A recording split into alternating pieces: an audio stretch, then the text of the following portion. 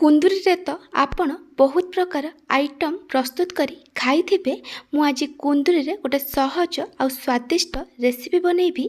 मु आज कुंदुरी बाटी बसा बा ताटिया बसा बनैबी। आपण एही कुंदुरी आलू बाटी बसा बा ताटिया बसा को मात्र 12 रु 15 मिनिट भितर बहुत कम तेल रे प्रस्तुत करी पखाळ भात कि गरम भात सहित खाई परिबे। आउ डेरी न करी चलंतु प्रस्तुत करिबा आजिर रेसिपी। नमस्कार, ट्विंकल किचन को आपण मानकु स्वागत। कुंदुरी आलू बाटी बसा बा ताटिया बसा पाई मेठी 10 रु 12टा कुंदुरी नैची आ ता सहित गोटे मीडियम साइज रो आलू नैची। एबे आमे कुंदुरी को काटिबा। प्रथमे आमे कुंदुरी रो ऊपर पट मुंड आ तळ पट मुंड को काटिकी बाहर करि दबा। तापरे कुंदुरी को एमती पतला पतला लंबा लंबा करी काटिकी नेबे। जदि एमती नाली आ पाचिला कुंदुरी थिबो ताकू पकेइबेनी। एमती भाबे मु सबु कुंदुरी को एटी काटिकी नै जाईची। एबे आमे आलू को काटिबा। आलू को भी मु एमती पतला पतला लंबा लंबा करी काटिकी नै जाउची। कुंदुरी आउ आलूर क्वांटिटी आपण आपणक हिसाब रे कम बेसी करि परिबे।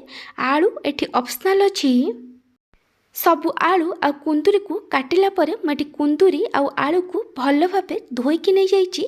आउ ता सहित गोटे बड़ पियाज को पतला पतला लंबा लंबा करी काटिकी नैची।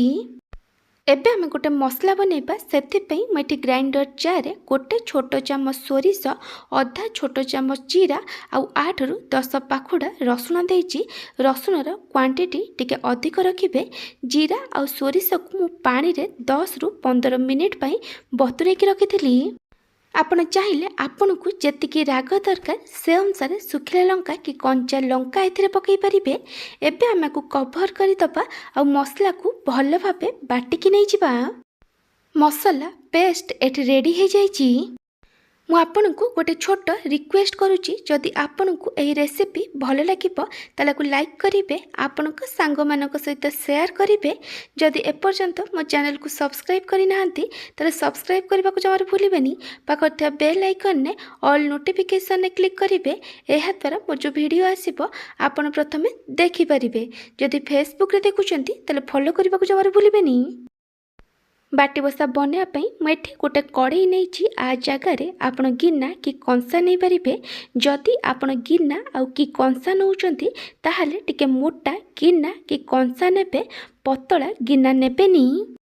एबे आमे एथिरे काटिकी रखिथिबा कुंदुरी, आलू आउ पियाज को देई दबा। तापरे मु एथिरे गोटे बड़ टमाटो को छोट छोट करी काटिकी देइची। एबे आमे एथिरे स्वाद अनुसार लूण पकेइबा। आधा छोट चामच हलदी गुंड दबा आ लंका गुंड दबा। जदि आपण मसला रे लंका बाटिचंती ताहाले एठी लंका गुंड पकेइबा दरकार नहीं। आपण को जेतेकी राग दरकार से अनुसार लंका गुंड पकेइबे। तापरे आमे एथिरे बाटिकी रखिथिबा सोरिष मसला को दबा। आउ तापरे मु एथिरे गोटे छोट चामच सोरिष तेल देइची। आपण एथिरे सोरिष तेल देबे, रिफाइन तेल देबेनी। एबे आमे सब को भल भाबे हल्का हाथ रे चकड़ी चकड़ी मिक्स करि दबा। सोरिष तेल दबा द्वारा बाटी बसारे गोटे बढ़िया बास्ना आउ टेस्ट आसीबो। तापरे मु एथिरे गोटे कप पानी दउची। कुंदुरी आउ आलू सिझिबा पई आपन को जेतिकी पानी दरकार सेतिकी पानी देबे। एबे आमे सब को आउ थरे भल भाबे मिक्स करि दबा। तापरे मु एथिरे 3टा कंचा लंका देइची। आपन को जेतिकी राग दरकार से अनुसार कंचा लंका नेबे। आपण चाहिए एथिरे 4 रु 5 पाखुडा रसुण भी पकई परिबे। मेठी कड़ाई को गैस रे बसई देइची। प्रथमे आमे को हाई फ्लेम रे 2 रु 3 मिनिट पर्यंत कुक करिबा। बाटी बसा फुटिबा आरंभ कले सबको आउ थरे भल भाबे मिक्स करि दबा। आ को कवर करी लो फ्लेम रे 10 रु 12 मिनिट पर्यंत कुक करिबा। जेमती कुंदुरी आउ आलू भल भाबे सिझि जिवो।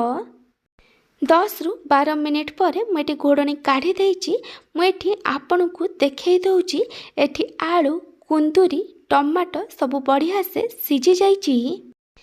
एथिरे एबे अल्प अल्प पानी अच्छी। एबे आमे सब को भल भाबे मिक्स करी आमे को मीडियम टू हाई फ्लेम रे 1 रु 2 मिनिट पर्यंत कुक करिबा।